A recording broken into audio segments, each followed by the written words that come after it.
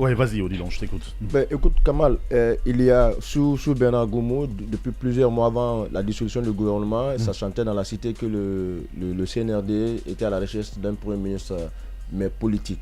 Et cela sous-entendait un peu l'autre facette du projet, certainement, que le CNRD avait maintenant.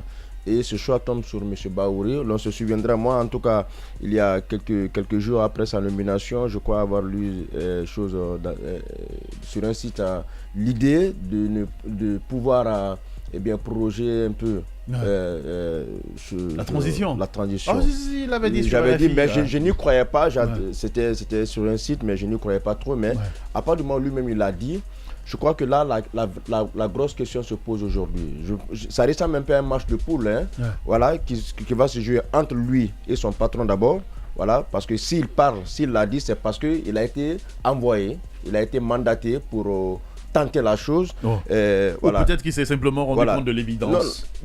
Et après, on est unanime là-dessus. Et après, ce match va aussi se jouer entre... Et pas avec là. Ce match va aussi se jouer entre les responsables de ces partis politiques et leurs militaires et sympathisants. Est-ce que, même s'ils acceptent là-bas, est-ce qu'à à leur base, la chose va être acceptée? Donc, on attend encore de voir un peu. Parce que j'ai peur que ça ne ressemble à une façon de venir tâter le terrain.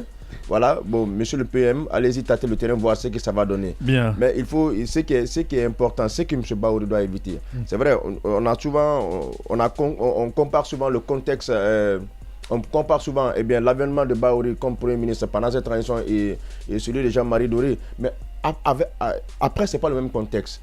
On s'est dit que ce sont deux dinosaures de la classe politique guinéenne qui sont au soir de leur cheminement politique.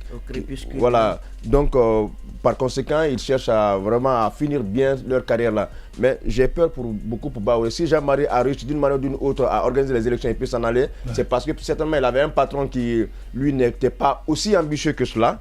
Mais Bahouri vient aux côtés d'une équipe qui est très ambitieuse, mais on ne sait pas encore jusqu'où, quel genre d'ambition maintenant. Qui est apparemment ambitieux. Mais la chose, pour terminer, j'ai peur que la situation de Bahouri ressemble par exemple à une personne qui pleure en pleine saison hivernale. En fait, quand vous êtes sous la pluie et que vous pleurez, vos larmes coulent, mais on ne sait pas si c'est la pluie qui sort, c'est la pluie si vous êtes mouillé ou bien c'est vraiment vos larmes. Qu'est-ce que tu veux nous dire? Non, à chacun d'analyser un peu. J'ai peur pour le doyen, j'ai un respect religieux pour lui, mais vraiment qu'il ne cède pas à la tentation. Merci beaucoup. La dernière chose que je veux dire, on parle de crise, tout ça là, mais si on veut vraiment sortir de la transition, qu'est-ce qui nous empêche en attendant d'avoir la constitution? C'est une grosse interrogation. D'accord, allez.